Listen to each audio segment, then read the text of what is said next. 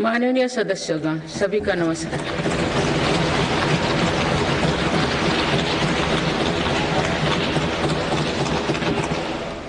इस नए सदन भवन में ये मेरा पहला संबोधन है। आज की अमृतकाल की शुरुआत में ये भव्य भवन बना है। यहाँ एक भारत श्रेष्ठ भारत की महक भी है। भारत की सभ्यता और संस्कृति की चेतना भी है। इसमें हमारी लोकतांत्रिक और संसदीय परंपराओं के सम्मान का प्रण भी है। साथ ही 21वीं सदी के नए भारत के लिए नई परंपराओं के निर्माण का संकल्प भी है। मुझे पूरा विश्वास है कि इस नए भवन में नीतियों पर सार्थक संवाद होगा। ऐसी नीतियां जो आजादी के अमृतकाल में विकसित भारत का निर्माण करेगी। मैं आप सभी को अपनी शुभकामनाएं देती हूँ। माननीय सदस्यगण, ये हमारे संविधान के लागू होने का भी 75वां वर्षगांठ है। इसी कालखंड में आजादी के 75 वर्षों का उत्सव अमृत महोत्सव भी संपन्न हुआ है। इस दौरान देश भर में अनेक कार्यक्रम हुए। देश ने अपने गुमनाम स्वतंत्रता सेनानियों को याद किया। 75 साल बाद युवा पीढ़ी ने फिर स्वतंत्रता संग्राम के उस कालखंड को जिया। इस उत्सव के दौरान मेरी माटी मेरा देश अभियान के तहत देश भर के हर गांव की मिट्टी के साथ अमृत कलश दिल्ली लाया गया। 2 लाख से ज्यादा शिला फलकम स्थापित किए गए। 3 करोड़ से ज्यादा लोगों ने 5 प्राणों की शपथ ली। 70,000 से ज्यादा अमृत सरोवर बने। 2 लाख से ज्यादा अमृत वाटिकाओं का निर्माण हुआ। 2 करोड़ से ज्यादा पेड़ पौधे लगाया गया। 16 करोड़ से ज्यादा लोगों ने तिरंगा के साथ सेल्फी अपलोड की। अमृत उत्सव के दौरान ही कर्तव्य पथ पर नेताजी सुभाष चंद्र बोस की प्रतिमा स्थापित की गई। राजधानी दिल्ली में देश के अब तक के सभी प्रधानमंत्रियों की समर्पित म्यूजियम खोला गया। शांति निकेतन और होयबला मंदिर वर्ल्ड हेरिटेज लिस्ट में शामिल हुई। साहिबजादों की याद में वीरवाल दिवस घोषित हुआ। भगवान बिरसा मुंडा के जन्म दिवस को जनजातीय गौरव दिवस घोषित किया गया। विभाजन की विभीषिका को याद करते हुए 14 अगस्त को विभाजन विभीषिका स्मृति दिवस घोषित किया गया। माननीय सदस्यगण, बीता वर्ष भारत के लिए ऐतिहासिक उपलब्धियों से भरा रहा है। इस दौरान देशवासियों का गौरव बढ़ाने वाले अनेक पल आए। दुनिया में गंभीर संकटों के बीच भारत सबसे तेजी से विकसित होती बड़ी अर्थव्यवस्था बना। लगातार 2 क्वार्टर से भारत की विकास दर 7.5% से ऊपर रही है। भारत चंद्रमा के दक्षिण ध्रुव पर झंडा फहराने वाला पहला देश बना। भारत ने सफलता के साथ आदित्य मिशन लॉन्च किया। धरती से 15 लाख किलोमीटर दूर अपनी सैटेलाइट पहुंचाई। ऐतिहासिक G20 सम्मेलन के सफलता ने पूरे विश्व में भारत की भूमिका को सशक्त किया। भारत ने एशियाई खेलों में पहली बार 100 से अधिक मेडल जीते। पारा एशियाई खेलों में भी 100 से अधिक मेडल जीते। भारत को अपना सबसे बड़ा समुद्री पुल अटल सेतु मिला। भारत को अपनी पहली नमो भारत ट्रेन तथा पहली अमृत भारत ट्रेन मिली। भारत दुनिया से सबसे तेजी से 5G रोल आउट करने वाला देश बना। भारतीय एयरलाइंस कंपनी ने दुनिया की सबसे बड़ी एयरक्राफ्ट डील की। पिछले साल ही मेरी सरकार ने मिशन मोड में लाखों युवाओं की सरकारी नौकरी दी है।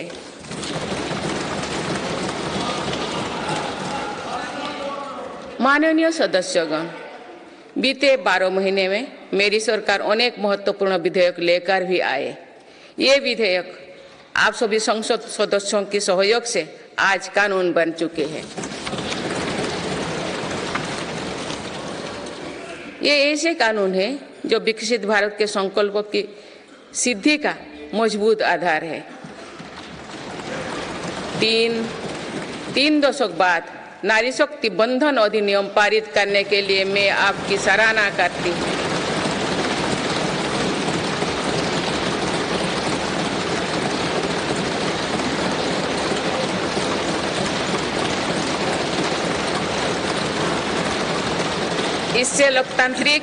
इससे लोकसभा और विधानसभा के महिलाओं की ज्यादा भागीदारी सुनिश्चित हुई है। ये वुमेन लीड डेवलपमेंट के मेरी सरकार के संकल्प को मजबूत करता है। रिफॉर्म, परफॉर्म और ट्रांसफॉर्म के अपने कमिटमेंट को मेरी सरकार ने लगातार जारी रखा है। गुलामी के कालखंड में प्रेरित क्रिमिनल जस्टिस सिस्टम अब इतिहास हो गया है। आप दंड को नहीं अपितु न्याय को प्राथमिकता है। न्याय सर्वोपरि के सिद्धांतों पर नई न्याय संहिता देश को मिली है। डिजिटल पर्सनल डेटा प्रोटेक्शन अधिनियम से डिजिटल स्पेस और सुरक्षित होने वाला है। अनुसंधान नेशनल रिसर्च फाउंडेशन अधिनियम से देश में रिसर्च और इनोवेशन को बल मिलेगा। जम्मू और कश्मीर आरक्षण कानून से वहां भी जनजातीय समुदाय को प्रतिनिधित्व का अधिकार मिलेगा। इस दौरान सेंट्रल यूनिवर्सिटी कानून में भी संशोधन किया गया। इससे तेलंगाना में सरोक का सेंट्रल ट्राइबल यूनिवर्सिटी बनने का रास्ता सुगम हुआ। पिछले वर्ष 76 अन्य पुराने कानून को भी हटाया गया है। मेरी सरकार परीक्षाओं में होने वाली गड़बड़ी को लेकर युवाओं की चिंता से अवगत है। इसीलिए ऐसे गलत तरीके को सख्ती के लिए नया कानून बनाने का निर्णय लिया है। माननीय सदस्यगण, कोई भी राष्ट्र तेज गति से तभी आगे बढ़ सकता है जब वो पुराने चुनौतियों का परास्त करते हुए अपने ज्यादा से ज्यादा ऊर्जा भविष्य निर्माण में लगाए। पिछले 10 वर्षों में भारत ने राष्ट्र हित में ऐसे अनेक कार्यों को पूरा होते हुए देखा है जिनका इंतजार देश के लोगों को दशकों से था।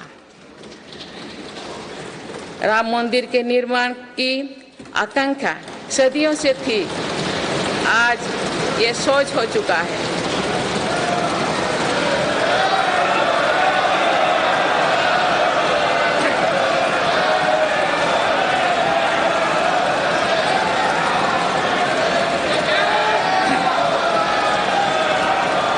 जम्मू कश्मीर से जम्मू कश्मीर से आर्टिकल 370 हटाने को लेकर शंकाएं थी, आज वो इतिहास हो चुकी है। इसी संसद ने 3 तलाक के विरुद्ध कड़ा कानून बनाया है। इसी संसद ने हमारे पड़ोसी देशों से आए पीड़ित अल्पसंख्यकों को नागरिक देने वाला कानून बनाया। मेरी सरकार ने वन रैंक वन पेंशन की भी लागू किया, जिसका इंतजार 4 दशकों से था।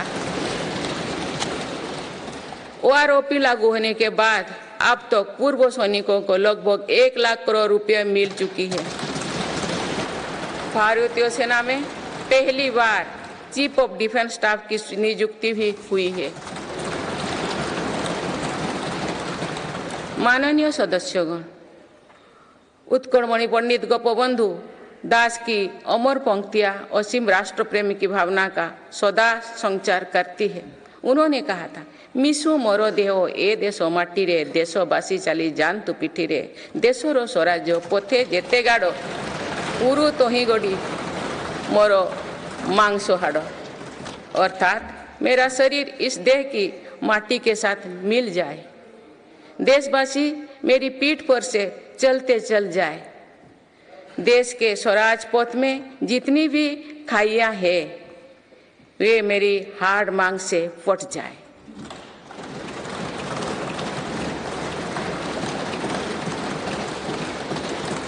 इन पंक्तियों में हमें कर्तव्यों की पराकाष्ठा दिखती है। राष्ट्र सर्वोपरि का आदर्श दिखाई देता है।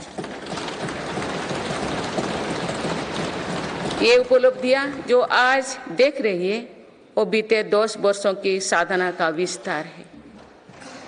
हमें सभी बचपन से गरीबी हटाओ के नारे सुनते आ रहे हैं। अब हम जीवन में पहली बार बड़े पैमाने पर गरीबी को दूर होने देख रहे हैं। नीति आयोग के अनुसार मेरी सरकार के 1 दशक के कार्यकाल में करीब 25 करोड़ देशवासी गरीबी से बाहर निकले हैं।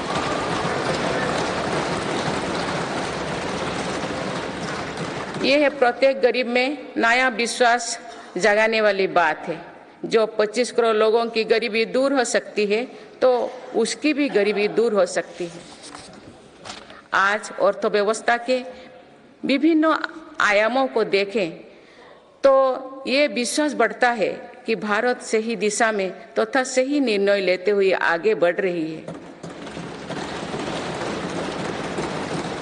बीते 10 वर्षों में हमने भारत को फ्रेजाइल 5 से निकलकर टॉप 5 इकोनॉमीज में शामिल होते देखा।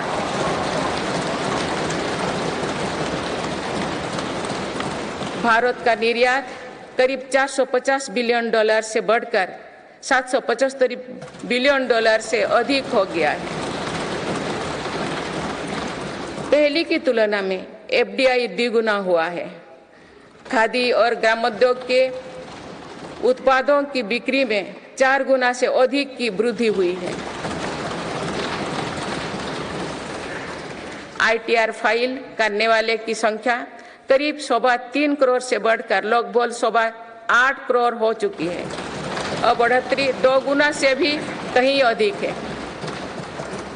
1 दशक पहले देश में केवल कुछ 100 स्टार्टअप थे जो आज बढ़कर 1 लाख से अधिक हो गया। साल में 94,000 कंपनियां रजिस्टर हुई थी। पिछले वर्ष ये संख्या 1,60,000 तक पहुंच चुके हैं। दिसंबर 2017 में 98 लाख से लोग जीएसटी देते थे। आज इनकी संख्या 1,40,00,000 है। 2014 से पहले के 10 वर्षों में लगभग 13 करोड़ वाहन बिके थे। पिछले 10 वर्षों में देशवासियों ने 21 करोड़ से अधिक वाहन खरीदे हैं। 2014-15 में लगभग 2000 इलेक्ट्रिक वाहन बिके थे, जबकि 2023-24 में दिसंबर माह तक ही लगभग 15 लाख इलेक्ट्रिक वाहन बिक चुके हैं। माननीय सदस्यगण, बीते दशक में मेरी सरकार ने सुशासन और पारदर्शिता को हर व्यवस्था का मुख्य आधार बनाया है। इसी का परिणाम है कि हम बड़े आर्थिक सुधारों के साक्षी बने हैं। इस दौरान देश को इंसॉल्वेंसी एंड बैंकरप्सी कोड मिला है। देश को जीएसटी के रूप में एक देश एक टैक्स कानून मिला है। मेरी सरकार ने माइक्रो इकोनॉमिक स्टेबिलिटी में भी सुनिश्चित की है। 10 वर्षों में कैपेक्स 5 गुना बढ़कर 10 लाख करोड़ हो गया है। साथ ही फिजिकल डेफिसिट भी नियंत्रण भी में है। आज हमारे फॉरेक्स रिजर्व्स 600 अरब डॉलर से ज़्यादा है। हमारे बैंकिंग सिस्टम जो पहले बुरी तरह से चरमराया था, वो आज दुनिया के सबसे मजबूत बैंकिंग सिस्टम में से एक बना है। बैंक का एनपीए जो कभी डबल डिजिट में होता था, वो आज लगभग 4% ही है। मेक इन इंडिया और आत्मनिर्भर भारत अभियान हमारी ताकत बन चुकी है। भारत आज दुनिया का दूसरा सबसे बड़ा मोबाइल फोन निर्माता है।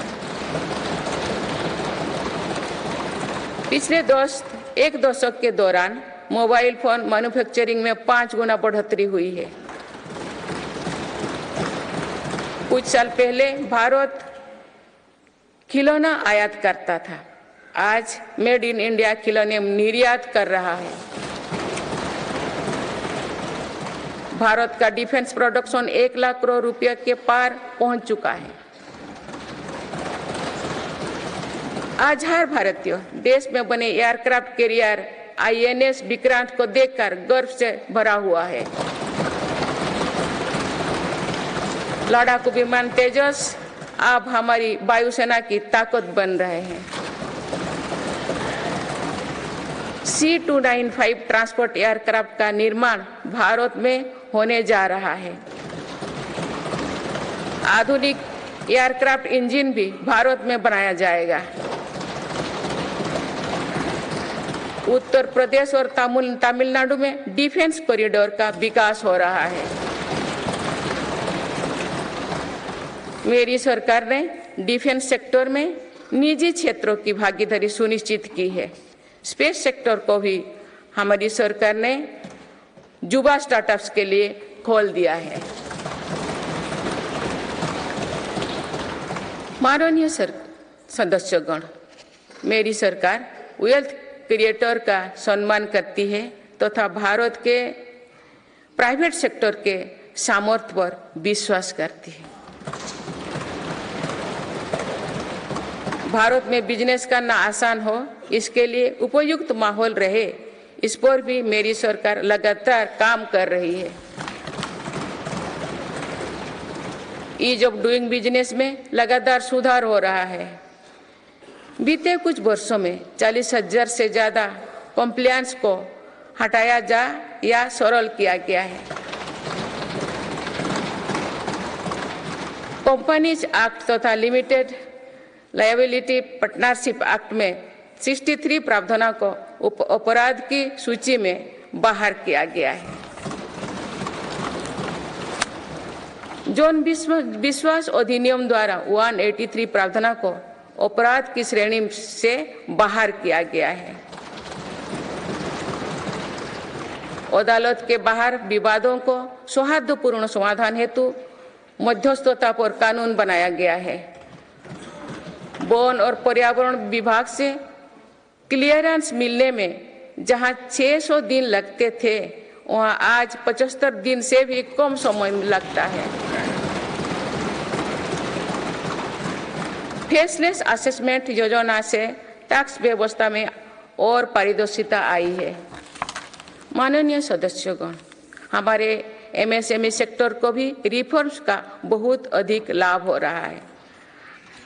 आप अवगत है कि हमारे एमएसएमईज में आज करोड़ों देशवासी काम कर रहे हैं। एमएसएमईज और लघु उद्यमियों को सशक्त करने के लिए मेरी सरकार पूरी प्रतिबद्धता से काम कर रही है।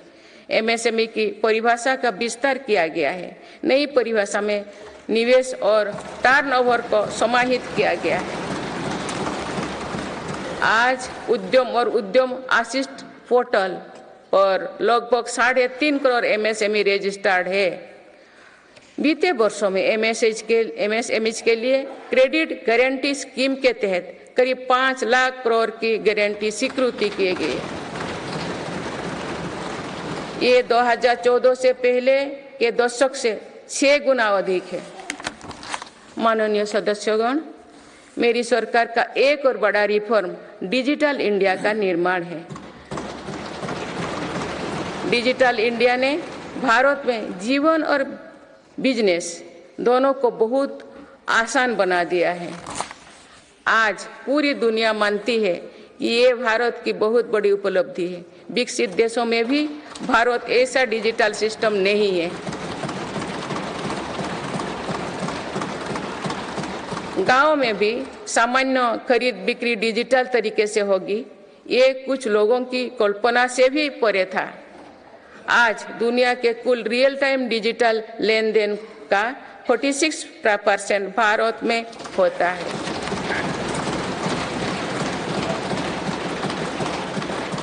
पिछले महीने यूपीआई से रिकॉर्ड 1200 करोड़ ट्रांजैक्शन हुई है।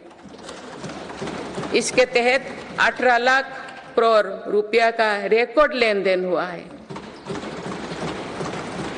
दुनिया के दूसरे देश भी आज यूपीआई से ट्रांजैक्शन की सुविधा दे रही है। डिजिटल इंडिया के कारण बैंकिंग आसान हुई है और लेन देन भी सरल हुआ है। जनधन आधार मोबाइल की त्रिशक्ति से भ्रष्टाचार पर लगाम लगने में मदद मिली है।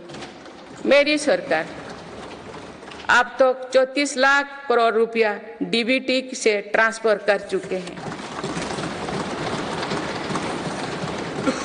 जनधन आधार मोबाइल के कारण करीब 10 करोड़ फर्जी लाभार्थी सिस्टम से बाहर किए गए हैं। इससे 3.25 लाख करोड़ रुपया गलत हाथों में जाने से बचे हैं। डिजी लॉकर की सुविधा भी जीवन को आसान बना रही है। इसमें अभी तक यूजर्स के 6 बिलियन से ज्यादा डॉक्यूमेंट्स जारी हुई है। आयुष्मान भारत हेल्थ अकाउंट के तहत लगभग 53 करोड़ लोगों की डिजिटल हेल्थ आईडी बन चुकी है।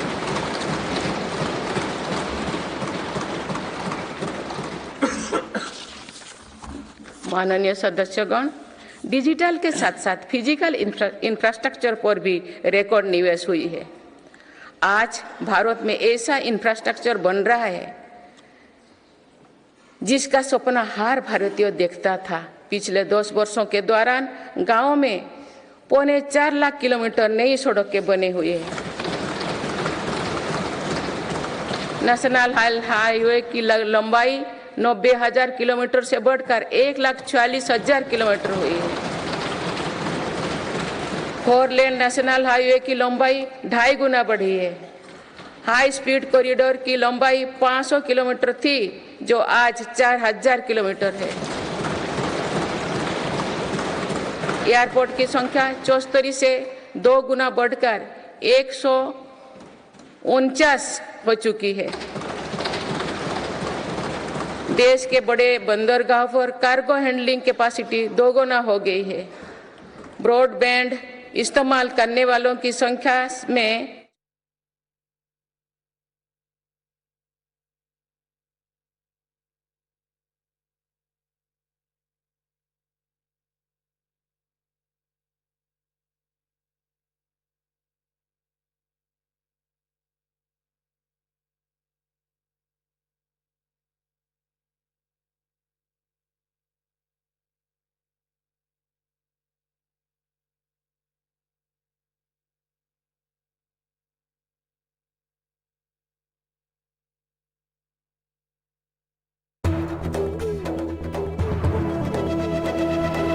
ये है एनडीटीवी और आप देख रहे हैं एनडीटीवी मध्य प्रदेश छत्तीसगढ़।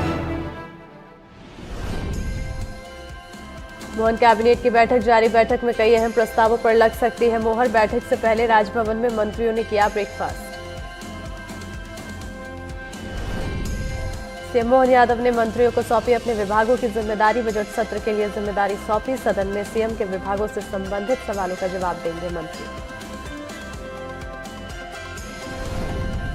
छत्तीसगढ़ कैबिनेट की बैठक आज शाम 5 बजे होगी। बैठक कई अहम प्रस्तावों पर लग सकती है मोहर। सीएम विष्णुदेव साय ने शहीद जवानों को दी श्रद्धांजलि। जगदलपुर के 201 को बरासी आरपीएफ कैंप में शहीदों को किया नमन। कल नक्सलियों से मुठभेड़ 3 जवान में हुए शामिल।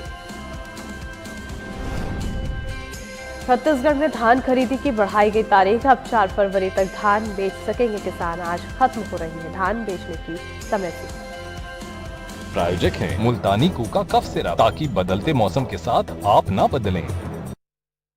ये स्तंभ है युवा शक्ति, नारी शक्ति, किसान और गरीब।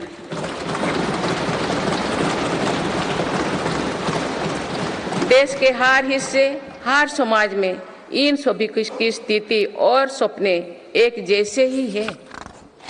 इसीलिए इन 4 स्तंभों को सशक्त करने के लिए मेरी सरकार निरंतर काम कर रही है। मेरी सरकार ने टैक्स का बहुत बड़ा हिस्सा इन स्तंभों को मजबूत बनाने पर खर्च किया है। 4 करोड़ 10 लाख गरीब परिवार को अपना पक्का घर मिला। इस पर लगभग 6 लाख करोड़ रुपया खर्च किए गए। लगभग 11 करोड़ ग्रामीण परिवारों तक पहली बार पाइप से पानी पहुंचा है। इस पर 4 लाख करोड़ रुपया खर्च किया जा रहे हैं। हाल ही में 10 करोड़ उज्ज्वला के गैस कनेक्शन पूरी हुई है। आज इन लाभार्थी बहनों को बहुत सस्ती गैस भी दी जा रही है। इस पर भी सरकार द्वारा 2.5 लाख करोड़ रुपया खर्च किए गए हैं। कोरोना काल से ही 80 करोड़ देशवासियों को मुफ्त राशन दिया जा रहा है।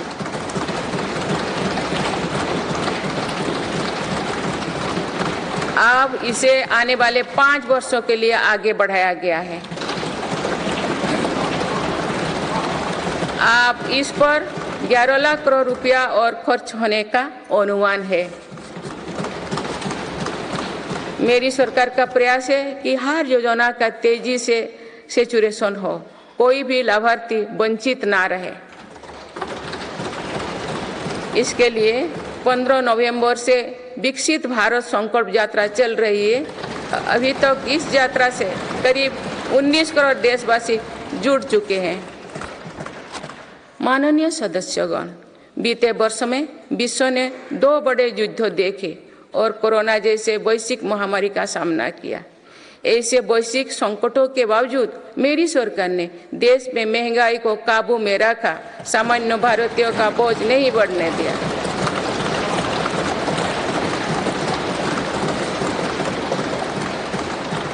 दो 2014 से पहले के 10 वर्षों में औसत महंगाई दर 8% से अधिक थी। पिछले दशकों में औसत महंगाई दर 5% रही। मेरी सरकार का प्रयास रहा है कि सामान्य देशवासी की जेब में अधिक से अधिक बचत कैसे हो। पहले भारत में 2 लाख रुपये की आय पर टैक्स लग जाता था। आज भारत में 7 लाख रुपये तक की आय पर भी टैक्स नहीं लगता। टैक्स छूट और रिफॉर्म्स के कारण भारत के टैक्स पेयर्स को 2 साल में करीब 2.5 लाख करोड़ रुपया की बचत हुई है। आयुष्मान योजना के अलावा भी केंद्र सरकार विभिन्न हॉस्पिटल्स में मुफ्त इलाज की सुविधा देती है। इससे देश के नागरिकों के 3.5 लाख करोड़ रुपया खर्च होने से बचे हैं। जन औषधि केंद्रों की वजह से मरीजों के करीब 28,000 करोड़ रुपया खर्च होने से बचे हैं। कोरोनरी स्टेंट्स, घुटने के इम्प्लांट्स तथा कैंसर की दवाओं की कीमत भी कम की गई है। इससे मरीजों की हर वर्ष लगभग 27,000 करोड़ रुपया की बचत हो रही है। मेरी सरकार किडनी के मरीजों के लिए मुफ्त डायलिसिस का अभियान भी चला रही है। इसका लाभ प्रतिवर्ष 21 लाख से ज्यादा मरीज उठा रहे हैं। इसके प्रतिवर्ष इन 1 लाख रुपया खर्च होने से बचे हैं। गरीबों को सस्ता राशन मिलता रहे, इसके लिए मेरी सरकार ने पिछले दशक में करीब 20 लाख करोड़ रुपया खर्च किए हैं। भारतीय रेल में यात्रा के लिए रेलवे प्रत्येक टिकट पर करीब 50% डिस्काउंट देते हैं। इससे गरीब और मध्यम वर्ग के यात्रियों को हर वर्ष 60,000 करोड़ रुपया की बचत होती है। गरीब और मध्यम वर्ग को कम कीमत पर हवाई टिकट मिल रहे हैं। उड़ान योजना के अंतर्गत गरीब और मध्यम वर्गों को हवाई टिकटों पर 3,000 करोड़ रुपया से ज्यादा की बचत हुई है। LED बल्ब की योजना के कारण बिजली के बिलों में 20,000 करोड़ रुपया में अधिक बचत हुई है। जीवन ज्योति बीमा योजना और सुरक्षा बीमा योजना के तहत गरीबों को 16,000 करोड़ रुपया से ज्यादा की क्लेम राशि मिली है।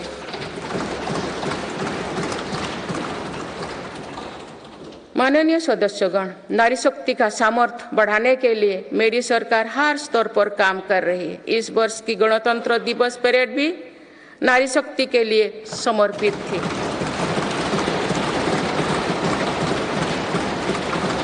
इस परेड में दुनिया ने हमारी बेटियों के सामर्थ्य की झलक देखी। मेरी सरकार ने जल, स्थल, नभ और अंतरिक्ष हर तरफ बेटियों की भूमिका का विस्तार किया है। हम सब जानते हैं कि महिलाओं के लिए आर्थिक स्वतंत्रता के क्या मायने हैं। मेरी सरकार ने महिलाओं की आर्थिक भागीदारी बढ़ाने के लिए निरंतर प्रयास किए हैं। आज लगभग 10 करोड़ महिलाएं स्वयं सहायता समूह से जुड़ चुके हैं। इन समूहों को 8 लाख करोड़ रुपया बैंक लोन और 40,000 करोड़ रुपया की आर्थिक सहायता दी गई है। मेरी सरकार 2 करोड़ महिलाओं को लाखपति दीदी बनाने का अभियान चला रही है।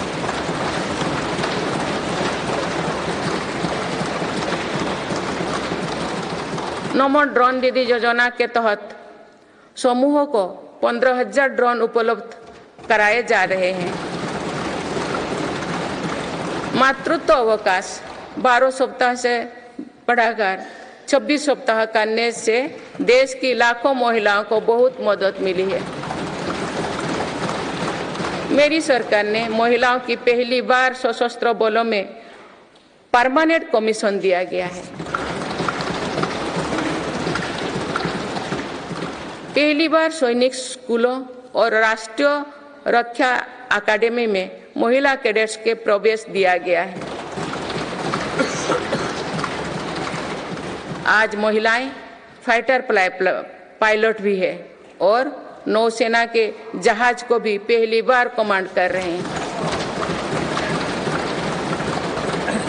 मुद्रा योजना के तहत जो 40 करोड़ से ज्यादा लोन दिए गए हैं, उनमें करीब 31 करोड़ से ज्यादा लोन महिलाओं को मिली है।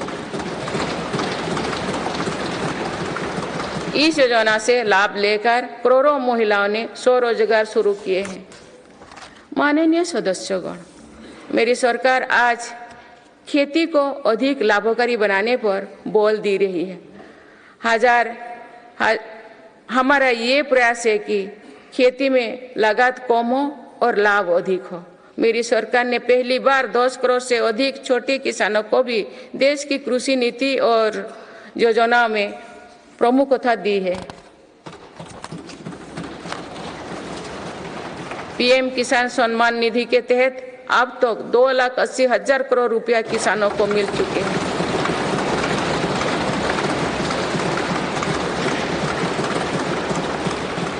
2 सालों में किसानों के लिए बैंक से आसान लोन में 3 गुना वृद्धि की गई है। प्रधानमंत्री फसल बीमा योजना के तहत किसानों ने 30,000 करोड़ रुपया प्रीमियम भरा। इसके बदले उन्हें 1.5 लाख करोड़ रुपए का क्लेम मिला है। पिछले 10 वर्षों में लगभग 18 लाख करोड़ रुपया एमएसपी के रूप में धान और गेहूं की खेती करने वाले किसानों को मिले हैं। ये 2014 से पहले के 2 सालों की तुलना में 2.5 गुना अधिक है।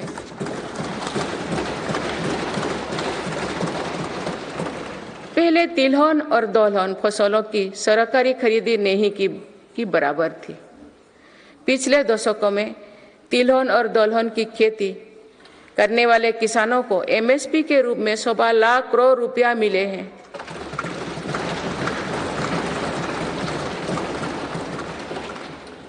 ये मेरी ही सरकार है जिसने पहली बार देश में कृषि निर्यात नीति बनाई है।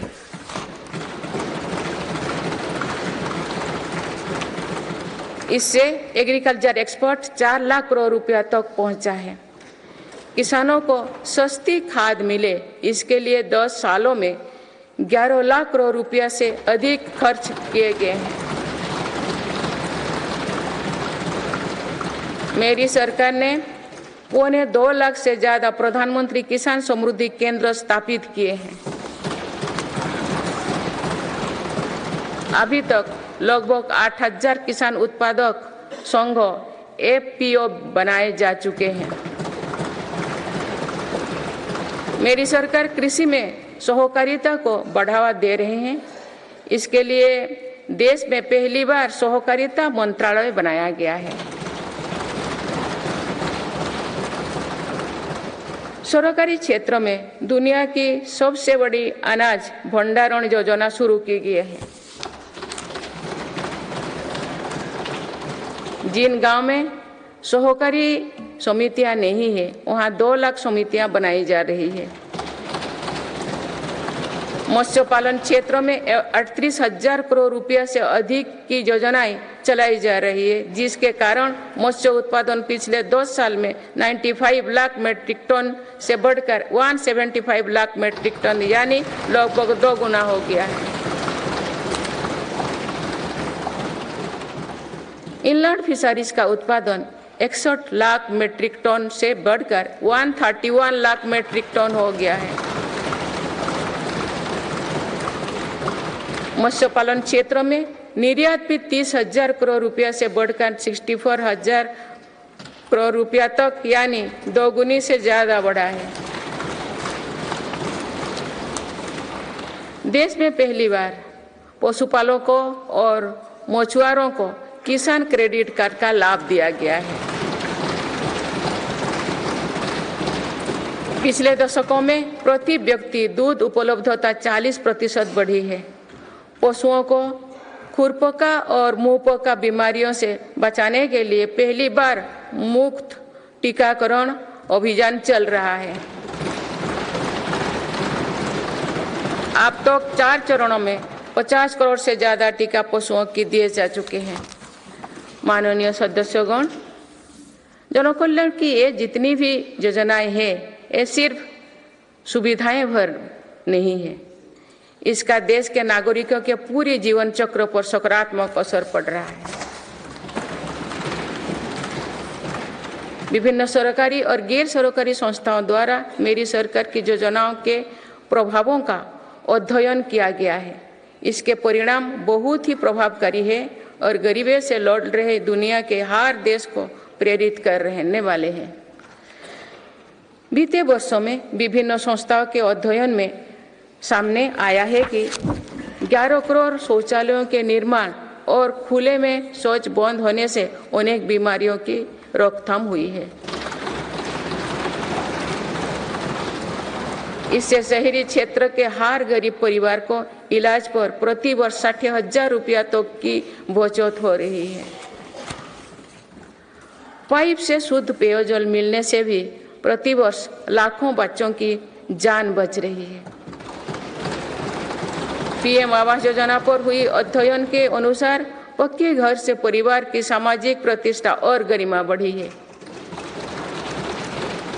पक्के घर में बच्चों की पढ़ाई बेहतर हुई है और ड्रॉप आउट की दर में कमी आई है।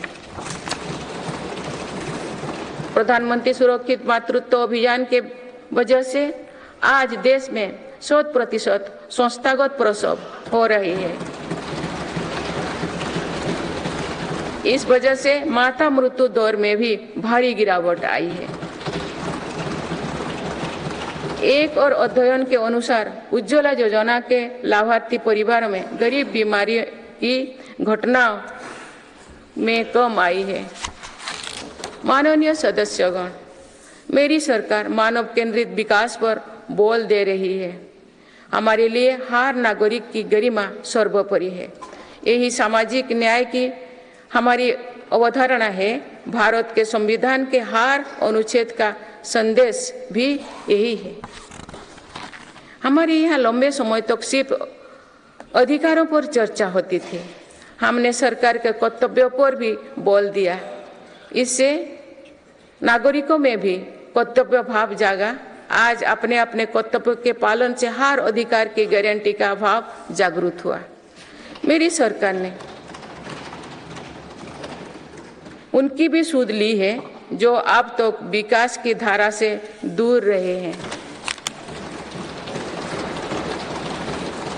ऐसे हजारों आदिवासी गांव हैं जहां बीते 2 वर्षों में पहली बार बिजली और सड़क पहुंची है। लाखों आदिवासी परिवारों को अब जाकर पाइप से शुद्ध पानी मिलना शुरू हुआ। विशेष अभियान के तहत मेरी सरकार हजारों आदिवासी बहुल गांव में 4G इंटरनेट सुविधा भी पहुंचा रही है। बंधन केंद्रों की स्थापना और 90 से ज्यादा वन उपज पर MSP दिए जाने से आदिवासियों को बहुत लाभ हुआ है। मेरी सरकार ने पहली बार जनजातियों में भी सबसे पिछड़े जनजातियों को की सूद ली है। उनके लिए लगभग 24,000 करोड़ रुपया की PM जनमन योजना बनाई है।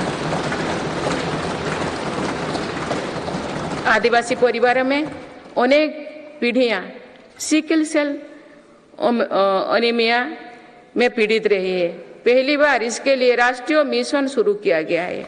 अब तक लगभग 1,40,00,000 लोग की जांच की हो चुकी है। दिव्यांगजनों के लिए भी मेरी सरकार ने सुगम्य भारत अभियान चलाए हैं। साथ ही भारतीय सांकेतिक भाषा में पाठ्य पुस्तकें उपलब्ध कराई है। ट्रांसजेंडर को समाज में सम्मानजनक स्थान दिलाने और उनके अधिकारों के संरक्षण हेतु भी कानून बनाए हैं। माननीय सदस्यगण, हमारे यहाँ विश्वकर्मा परिवारों के बिना दैनिक जीवन की कल्पना भी मुश्किल है। ये परिवार पीढ़ी दर पीढ़ी अपने कौशल को आगे बढ़ाते हैं, लेकिन सरकारी मदद के अभाव में हमारी विश्वकर्मा साथी बुरी स्थिति से गुजर रहे थे। मेरी सरकार ने ऐसे विश्वकर्मा परिवार को भी सूद ली है। अभी तक PM विश्वकर्मा योजना से 84 लाख से ज्यादा लोग जुड़ चुके हैं। रेहड़ी ठेले फुटपाथ पर काम करने वाले साथी भी दशकों से अपने हाल पर छोड़ दिए गए थे। मेरी सरकार ने PM स्वनिधि योजना द्वारा उनको बैंकिंग से जोड़ा। इस योजना के तहत अब तक 10,000 करोड़ रुपया से अधिक की राशि के ऋण दिया जा चुका है।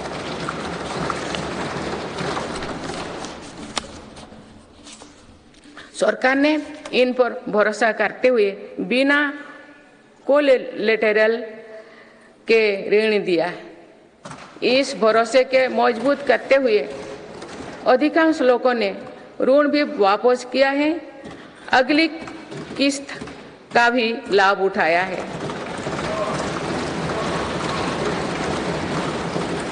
इस योजना के अधिकतर लाभार्थी दलित, पिछड़े, आदिवासी और महिलाएं हैं।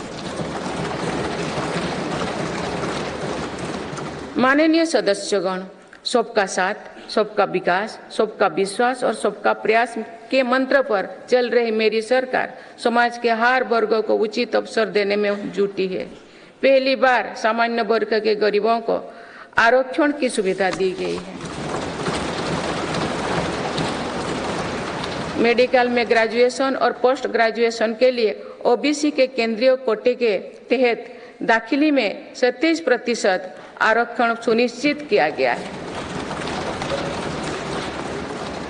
राष्ट्रीय पिछड़ा बोर्ड आयोग को संवैधानिक दर्जा दिया गया है। मेरी सरकार ने बाबा साहेब आम्बेडकर से जुड़े 5 स्थानों को पंचतीर्थ के रूप में विकसित किया। आज देश भर में आदिवासी स्वतंत्रता सेनानियों के लिए समर्पित 10 संग्रहालय बनाया जा रहा है।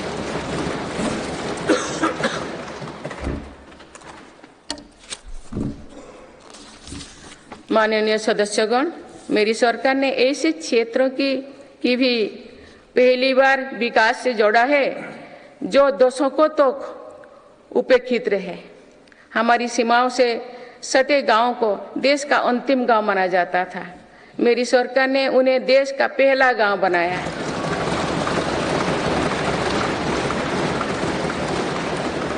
इन गांवों के विकास के लिए वाइब्रेंट विलेज प्रोग्राम शुरू किया है। अंडमान निकोबार और लक्षद्वीप जैसे हमारे दूर सुदूर के द्वीप समूह भी विकास से वंचित थे। मेरी सरकार ने इन द्वीपों में भी आधुनिक सुविधाओं का निर्माण किया। वहां सड़क, हवाई यातायात और तेज इंटरनेट की सुविधाएं पहुंचाई। कुछ सप्ताह पूर्व ही लक्षद्वीप को भी अंडर वाटर ऑप्टिकल फाइबर से जोड़ा गया है। इससे स्थानीय लोगों के साथ ही पर्यटकों को भी सुविधा होगी।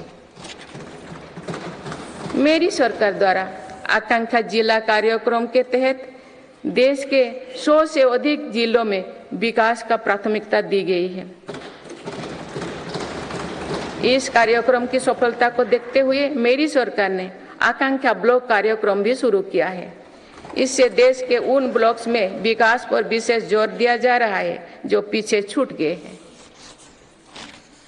माननीय सदस्यगण, मेरी सरकार आज पूरी सीमा पर मॉडर्न इंफ्रास्ट्रक्चर बना रही है। एक काम बहुत पहले ही प्राथमिकता के आधार पर हो जाना चाहिए था। आतंकवाद हो या विस्तारवाद, हमारी सेनाएं आज जैसे को तैसा की नीति के साथ जवाब दे रही है।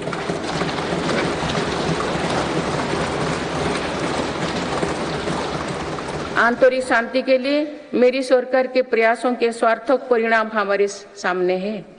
जम्मू कश्मीर में आज सुरक्षा का वातावरण है। आज वहां हड़ताल का सन्नाटा नहीं, भीड़ भरे बाजार की चहल पहल है। नॉर्थ ईस्ट में अलगाववाद की घटना में भारी कमी आई है। अनेक संगठनों ने स्थायी शांति के तरफ कदम बढ़ाए हैं। नक्सलवाद से प्रभावित क्षेत्र घटे हैं और नक्सली हिंसा में भी भारी गिरावट हुई है। माननीय सदस्यगण, भारत के लिए ये समय आने वाली सदियों का भविष्य लिखने का है। हमारे पूर्वजों ने हजारों वर्षों की एक विरासत हमारे लिए छोड़ी है। अपने पूर्वजों की सौगातों का आज भी हम बड़े गौरव के साथ याद करते हैं। आज की पीढ़ी को भी ऐसा विरासत बनानी है जो सदियों तक याद रखी जाए। इसीलिए मेरी सरकार आज एक बड़े विजन पर काम कर रही है। इस विजन में आने वाले 5 वर्षों का कार्यक्रम भी है। इसमें आने वाले 25 साल का रोड मैप भी है। हमारे लिए विकसित भारत सिर्फ आर्थिक समृद्धि तक सीमित नहीं है।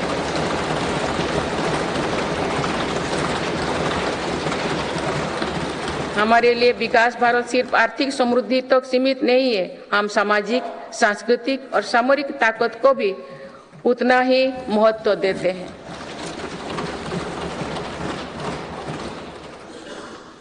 इनके बिना विकास और आर्थिक समृद्धि स्थायी नहीं रह सकती है। बीते दशकों के फैसले भी इसी ध्येय से लिए गए हैं। आज भी अनेक कदम इसी लक्ष्य के साथ उठाया जा रहे हैं। माननीय सदस्यगण, भारत के तेज विकास को लेकर आज दुनिया की हर एजेंसी आश्वस्त है। राष्ट्रीय और अंतर्राष्ट्रीय एजेंसी जो भी आकलन कर रहे हैं, उनका आधार भारत की नीतियां हैं। इंफ्रास्ट्रक्चर में रिकॉर्ड निवेश और पॉलिसी रिफॉर्म निवेशकों का विश्वास और बढ़ा रहा है। पूर्ण बहुमत वाली स्थिर और मजबूत सरकार के लिए भारतीयों का संकल्प भी दुनिया को नया भरोसा दे रहे हैं।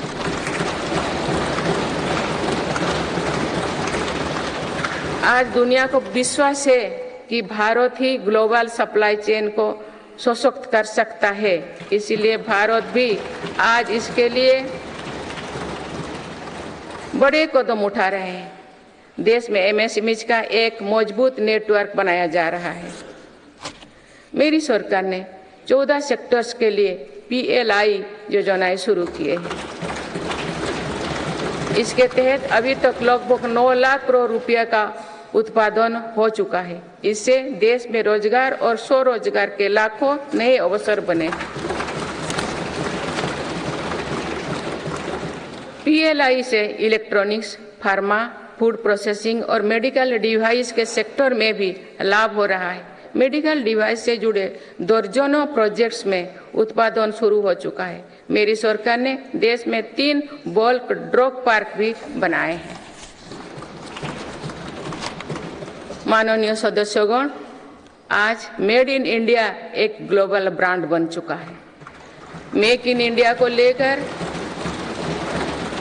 आज दुनिया आकर्षित हो रही है। आत्मनिर्भर भारत के लक्ष्यों को दुनिया समझ रही है। आज दुनिया भर की कंपनियां भारत में नए सेक्टर्स को लेकर उत्साहित है। सेमीकंडक्टर सेक्टर में हो रहा निवेश इसका उदाहरण है। सेमीकंडक्टर सेक्टर से इलेक्ट्रॉनिक्स और ऑटोमोबाइल सेक्टर को भी बहुत लाभ होगा।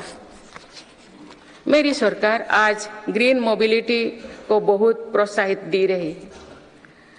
बीते कुछ सालों में ही देश में लाखों इलेक्ट्रिक वाहनों का निर्माण हुआ है।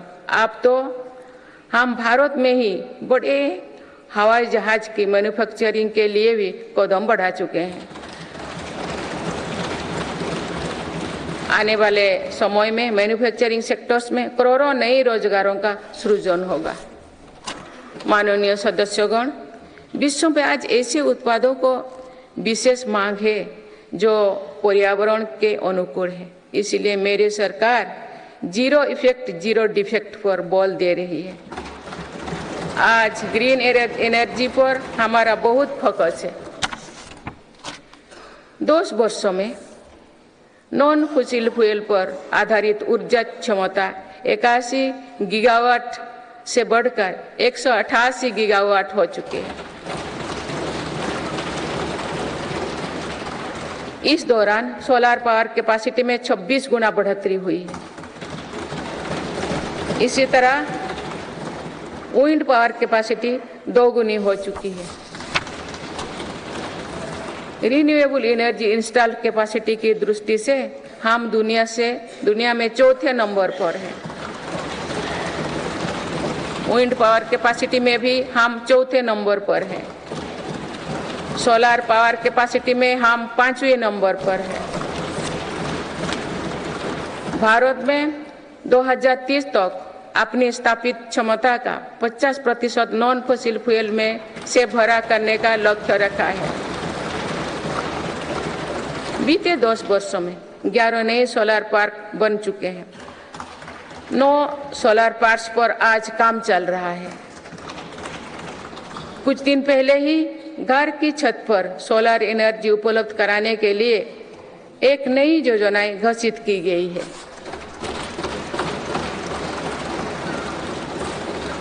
इसके तहत 1 करोड़ परिवारों को मदद दी जाएगी। इससे बिजली का बिल भी कम होगा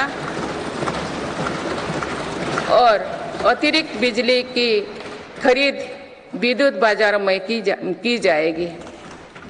परमाणु ऊर्जा के क्षेत्र में भी बहुत तेजी से काम किया जा रहा है। मेरी सरकार ने 10 नए परमाणु ऊर्जा संयंत्रों को स्वीकृति दी है।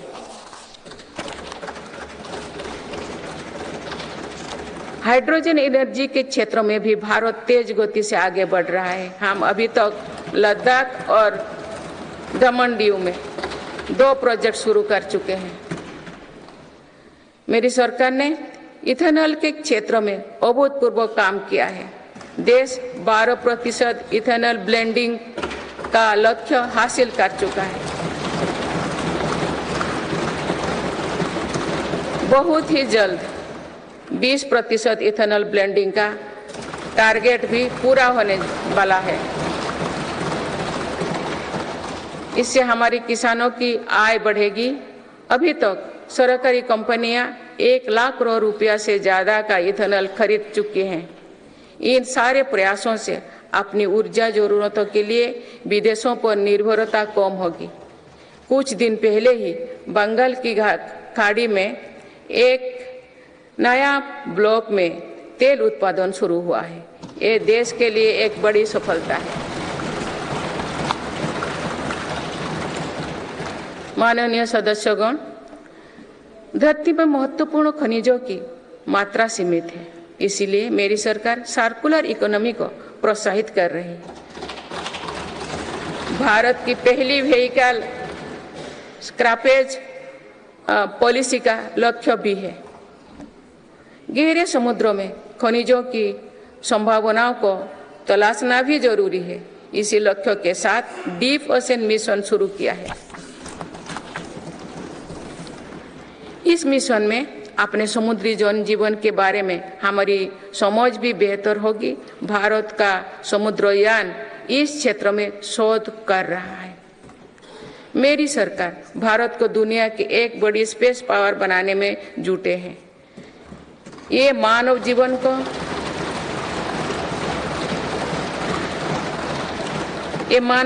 को बेहतर बनाने का एक माध्यम है। साथ ही ये स्पेस इकोनॉमी में भारत की हिस्सेदारी बढ़ाने का भी प्रयास है। भारत के स्पेस प्रोग्राम के विस्तार के लिए महत्वपूर्ण फैसला लिए गए हैं। इसके कारण अनेक नए स्पेस स्टार्टअप्स बने हैं। अब वो दिन दूर नहीं है जो भारत का गगनयान स्पेस में जाएगा।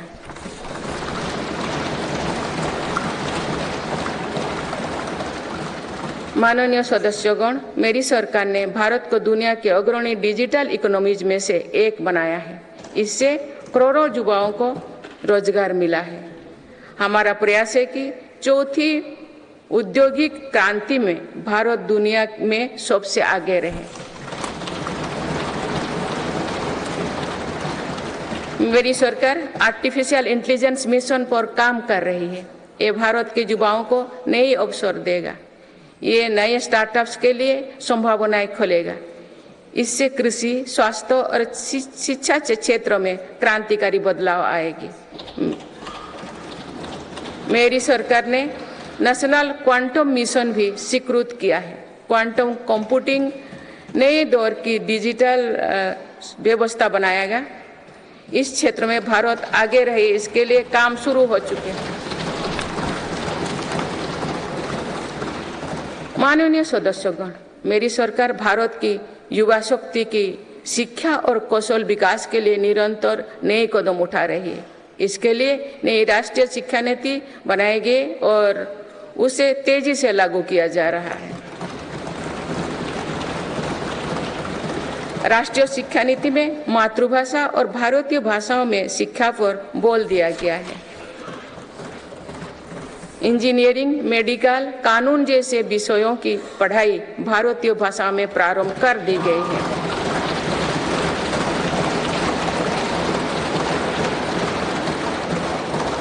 स्कूली शिक्षा में गुणवत्ता लाने के लिए मेरी सरकार 14,000 से अधिक पीएम श्री विद्यालयों पर काम कर रही है। इनमें से 6,000 से अधिक विद्यालय शुरू हो चुके हैं। मेरी सरकार के प्रयासों से देश में ड्रॉप आउट रेट कम हुआ है। उच्च शिक्षा में छात्राओं के दाखिले ज्यादा हो रही है। अनुसूचित जाति के विद्यार्थियों के नामांकन में लगभग 44% वृद्धि हुई है। नामांकन में अनुसूचित जनजाति के विद्यार्थियों की 65% और ओबीसी के विद्यार्थियों को 44% अधिक वृद्धि हुई है। इनोवेशन को बढ़ावा देने के लिए अटल इनोवेशन मिशन के अंतर्गत 2000 अटल टिंकरिंग लैब स्थापित किए गए हैं। इसमें 1 करोड़ से अधिक विद्यार्थी जुड़े हैं। साल 2014 तक देश में 7 एम्स और 390 से भी कम मेडिकल कॉलेज थे। वही पिछले दशक में 16 एम्स और 315 मेडिकल कॉलेज स्थापित किए गए।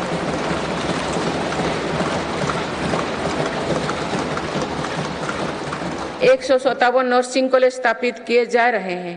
पिछले दशक में एमबीबीएस की सीटों में 2 गुना से भी अधिक की वृद्धि हुई है। माननीय सदस्यगण, पर्यटन क्षेत्र युवाओं के लिए रोजगार देने वाला एक बड़ा सेक्टर है। मेरी सरकार ने बीते 10 वर्षों में पर्यटन के क्षेत्र में अभूतपूर्व काम किए हैं। भारत में घरेलू टूरिस्ट की संख्या के साथ ही भारत आने वाले विदेशी पर्यटकों की संख्या भी बढ़ी है। पर्यटन के क्षेत्र में जो वृद्धि हो रही है, इसका कारण भारत की बढ़ती साख है।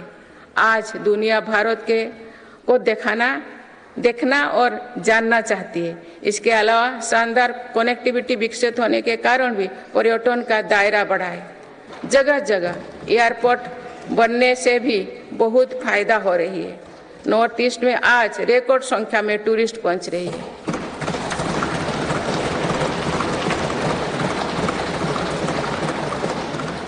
अंडमान निकोबार और लक्षद्वीप को लेकर उत्साह चरम पर है।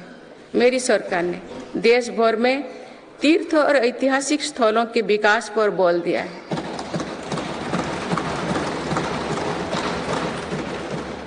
इससे अब भारत में तीर्थ यात्रा आसान हुई है। वही दुनिया भी भारत में हेरिटेज टूरिज्म को लेकर आकर्षित हो रही है। बीते 1 वर्ष में 8.5 करोड़ लोग काशी गए हैं।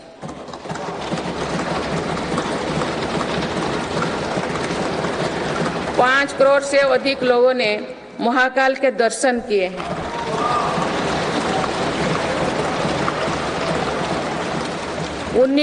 उन्नीस लाख से अधिक लोगों ने केदार धाम की यात्रा की है। अयोध्या धाम में ही प्राण प्रतिष्ठा के बाद 5 दिनों में ही 13 लाख श्रद्धालु दर्शन कर चुके हैं।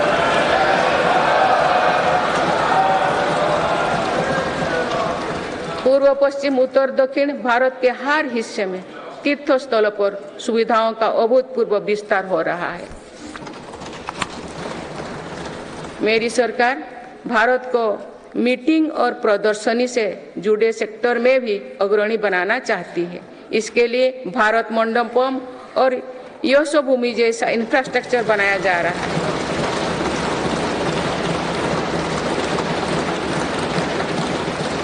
आने वाले समय में टूरिज्म रोजगार का एक बहुत बड़ा माध्यम बनेगा। माननीय सदस्यगण, देश की युवा शक्ति को कौशल और रोजगार से जोड़ने के लिए हम स्पोर्ट्स इकोनॉमी को मजबूत कर रहे हैं। मेरी सरकार ने खेलों और खिलाड़ियों को अभूतपूर्व मदद दी है। आज भारत एक बहुत बड़ी खेल शक्ति बनने की ओर अग्रसर हो रहे हैं।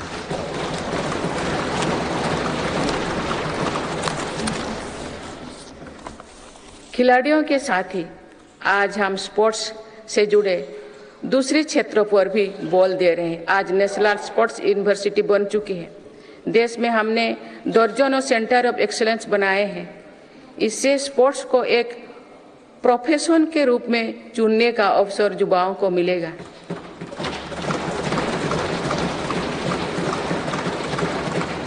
खेल उपकरण से जुड़ी इंडस्ट्री को भी हर प्रकार की मदद दी जा रही है।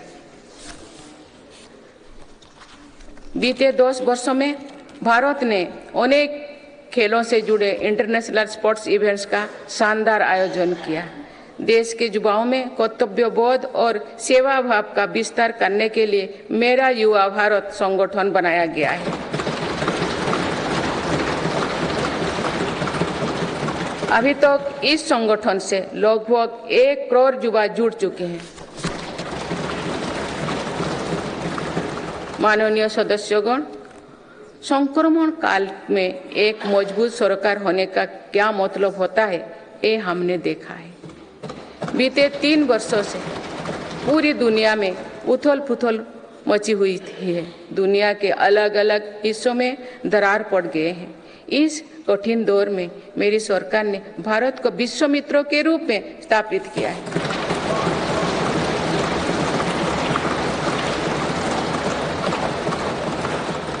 विश्व मित्र की भूमिका के कारण ही आज हम ग्लोबल साउथ की आवाज बन पाए हैं।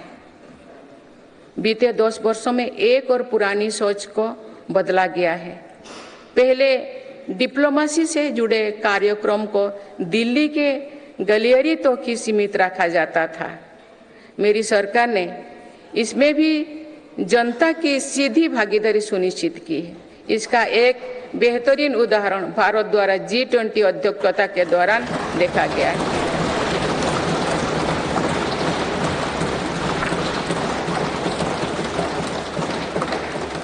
भारत ने G20 को जिस प्रकार जनता से जोड़ा, वैसा पहले कभी नहीं था। देश भर में हुए कार्यक्रम के जरिए भारत के वास्तविक सामर्थ्य से दुनिया का परिचय हुआ। जम्मू कश्मीर और नॉर्थ ईस्ट में पहली बार इतने बड़े अंतर्राष्ट्रीय कार्यक्रम हुए।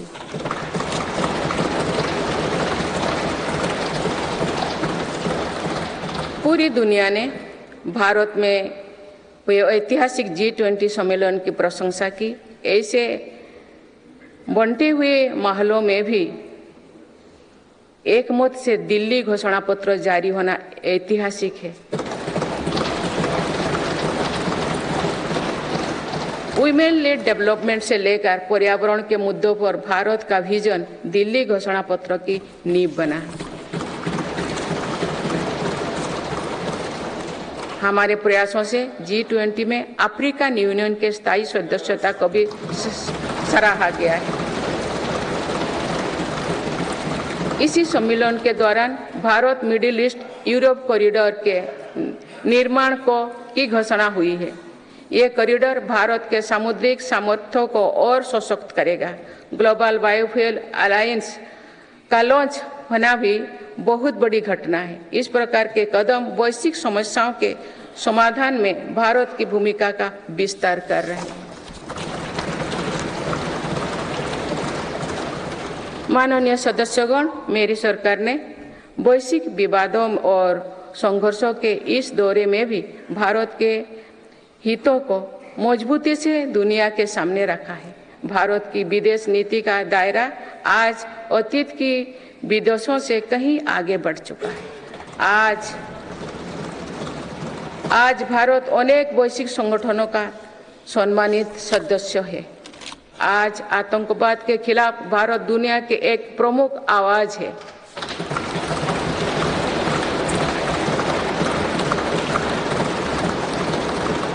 भारत आज संकट में फंसी मानवता की मदद के लिए मजबूती से पहल करता है। दुनिया में कहीं भी संकट आने पर भारत वहां तेजी से पहुंचने का प्रयास करता है। मेरी सरकार ने दुनिया भर के काम कर रहे भारतीयों में नया भरोसा जगाया है। ऑपरेशनल गंगा, ऑपरेशनल कावेरी और वंदे भारत जैसे अभियान चलाकर जहां जहां संकट आया वहां से हर भारतीयों को हम तेजी से सुरक्षित वापस लेकर आए।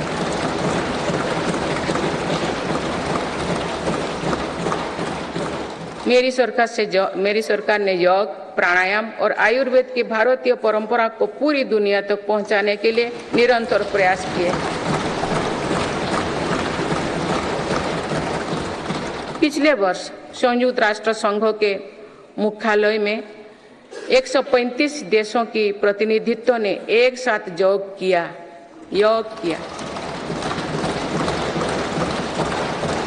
ये अपने आप में एक नया रिकॉर्ड है। मेरी सरकार ने आयुष पद्धतियों के विकास के लिए एक नया मंत्रालय बनाया है। विश्व स्वास्थ्य संगठन का पहला global centre for traditional medicine भी भारत में बन रहा है। माननीय सदस्यगण, सभ्यताओं के कालखंड में ऐसे पड़ाव आते हैं जो सदियों का भविष्य तय करते हैं। भारत के इतिहास में भी ऐसे अनेक पड़ाव आए। इस वर्ष 22 जनवरी को भी देश ऐसे ही एक पड़ाव का साक्षी बना है।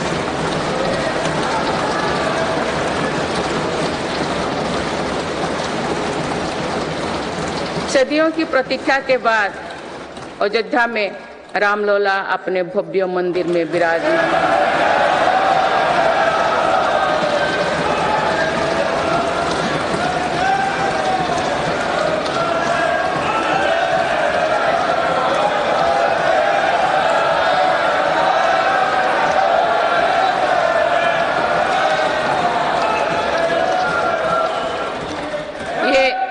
ये करोड़ों देशवासियों की इच्छा और आस्था का प्रश्न था, जिसका उत्तर देश ने पूरे सद्भाव के साथ खोजा है। माननीय सदस्यगण, आप सभी करोड़ों भारतीयों की आकांक्षाओं के प्रतिनिधि हैं। आज जो युवा स्कूल कॉलेज में है, उनके सपने बिल्कुल अलग हैं। हम सभी का ये दायित्व है कि अमृत पीढ़ी के सपनों को पूरा करने में कोई कसर बाकी ना रहे।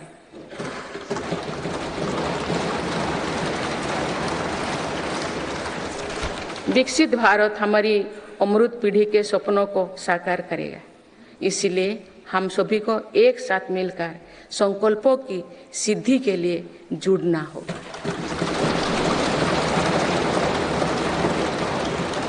माननीय अटल जी, माननीय सदस्यगण, श्रद्धेय अटल जी ने कहा था, अपनी ध्येय यात्रा में हम कभी रुके नहीं हैं। अपनी ध्येय यात्रा में हम कभी रुके नहीं, किसी चुनौती के सम्मुख कभी झुके नहीं।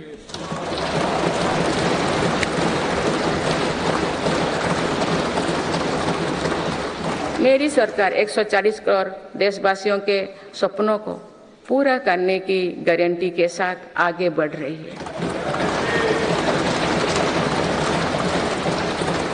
मुझे पूरा विश्वास है कि ये नया संसद भवन भारत की ध्येय यात्रा को निरंतर ऊर्जा देता रहेगा, नई और स्वस्थ परंपरा बनाएगा।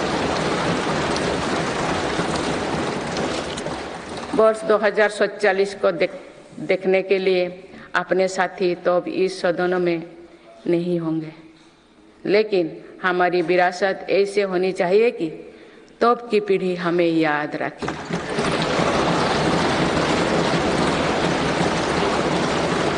आप सभी को बहुत बहुत शुभकामनाएं। धन्यवाद। जय हिंद, जय भारत।